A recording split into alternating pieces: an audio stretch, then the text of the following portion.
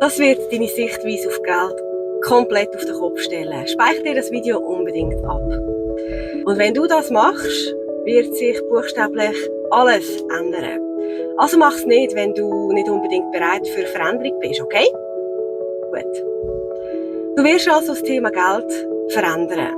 Du wirst das Wort Geld aus deinem Leben streichen und auch aus deinem Wortschatz. Nur für eine kurze Zeit natürlich. Und du wirst es durch einen Namen ersetzen. Du wirst ihm einen Namen geben.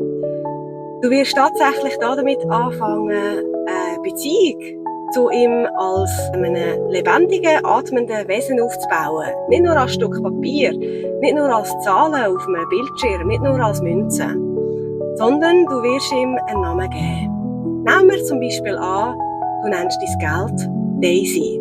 Rein hypothetisch. Und jeden Tag wirst du herausfinden, wie Daisy immer für dich da ist.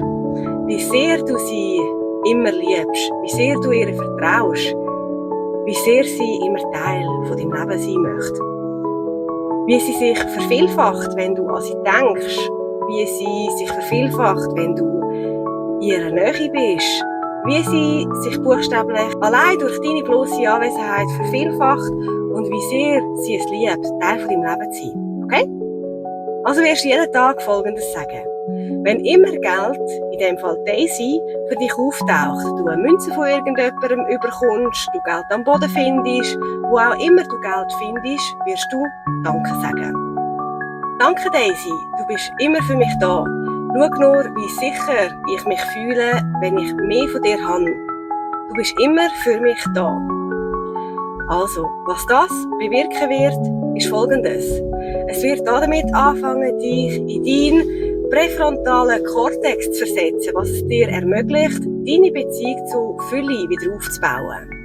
Es wird dich in Fülle Denkweise versetzen, in der du sagst, für mich ist immer gesorgt.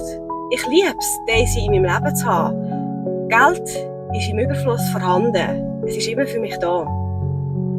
Das wird deinen Körper beruhigen und es wird dich dazu motivieren, mehr für dich da zu sein und dein Gehirn darauf einzustellen, dass dir Geld immer zur Verfügung steht.